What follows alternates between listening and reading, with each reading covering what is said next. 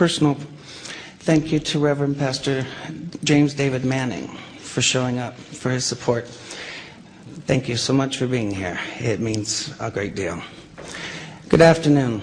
My name is Larry Sinclair. I'm a former recreational drug user, drug trafficker, and I'm a convicted felon for crimes of forgery, bad checks, and theft by check. But I'm also an American citizen. I love this country, and I cannot stay silent regarding Barack Obama, knowing what I know. Today I will discharge my obligation as a citizen to witness this knowledge to you and raise questions for others to investigate and consider. I'm going to briefly describe my background and experiences with Senator Obama.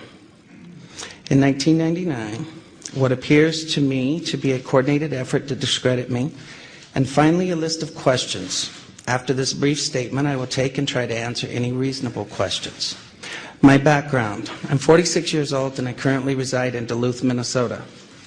I am a U.S. citizen. I've made mistakes in my lifetime. I have been convicted and served prison sentences for writing bad checks, forging checks, using stolen credit card numbers in Arizona, Florida, and Colorado. These events occurred over 20 years ago, between 1980 and 1986. After going public on the internet with these claims against Senator Obama earlier this year, I became aware of a warrant out of Florida dated from 1986, which I have resolved, and it has now been dismissed. I also have an active Colorado-only warrant for alleged theft and forgery. I am not ignoring this warrant, but am addressing it with the court in Colorado as well as with the district attorney's office. I have a pending motion to dismiss this warrant, which I am waiting to have calendared by the Colorado court. I have lived and worked under 3 different legal names. My birth name is Lawrence Wayne Sinclair. Later on, I had my name legally changed first to Loray A. Silvas and later to Loray Vizcarra Avila. Both name changes were conducted legally in the Pinal County Superior Court, Florence, Arizona. I legally returned to my birth name in the Fremont County District Court, Canyon City, Colorado in the year of 1997. In regards to the Obama incident, I flew out of Colorado Springs, Colorado to Chicago on November 2nd, 1999, arriving in O'Hare early in the morning of November 3rd. I went to the Chicago area to attend the graduation of my godson, my best friend's son, from basic training from the Great Lakes Navy Training Facility. I made reservations at the Comfort Inn and Suites in Gurnee, Illinois, based solely on the location to the training center. On November 5th, 1999, I hired the services of 5-Star Limousine. I had hired them both for November 5th and November 6th of 1999. On November 6, 1999, I asked the limo driver, whose name I now reveal for the first time, Jagir Paramit Mutani, if he knew anyone who would like to socialize and show me Chicago. Mr. Mutani understood that I was looking for someone who knew Chicago and would enjoy socializing. Mr. Mutani said he knew someone who was a friend of his. On November 6, 1999, after picking me up at the hotel in Gurnee, and this is significant, Mr. Mutani used his cell phone to make a call. That call was made to then Illinois State Senator Barack Obama to set up an introduction between myself and Senator Obama. Upon arriving at the bar and exiting the limo, Senator Obama was standing next to Mr. Mutani, and I was introduced to Senator Obama by name. Later that evening in a bar which I believe was called Alibis, and I state believe because I have failed so far to get Citigroup to provide the credit card receipts that has the actual name. I mentioned I could use a line or two to wake up. Senator Obama asked me if I was referring to coke, and I stated I was. After stating I was, Obama stated he could purchase cocaine for me and then made a telephone call. This too is significant, from a cell phone to a presently unknown individual, during which Senator Obama arranged the cocaine purchase.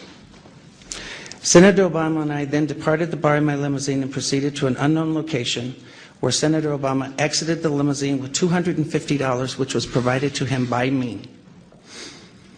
Returned a short while later with an 8-ball of cocaine, which he gave to me.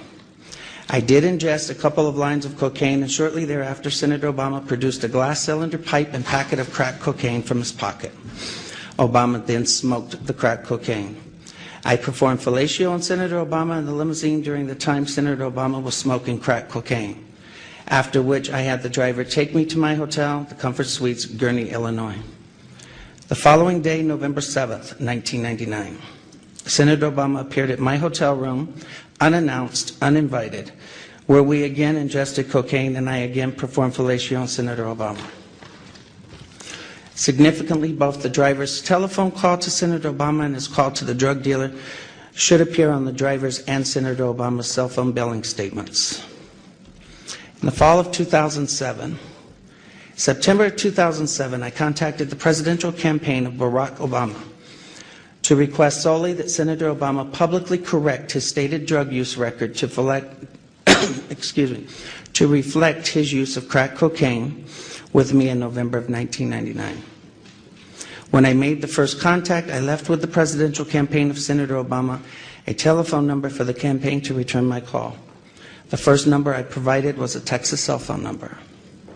From the period of Labor Day weekend 2007 through November 18th of 2007, I did provide a total of 4 different callback numbers to the Obama campaign. As I had moved and I had changed the numbers to reflect locally my place of residence at the time. In late September to early October 2007, I received a call from a male who identified himself as a Mr. Young, stating he was calling in regards to calls I had made to the Obama campaign.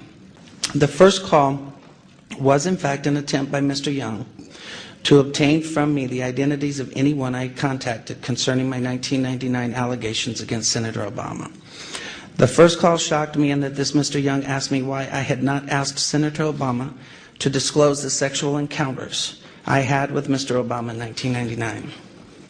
I was shocked, as I had never mentioned to the campaign or anyone working for the campaign any sexual encounters, as my call was prompted by drug allegations only.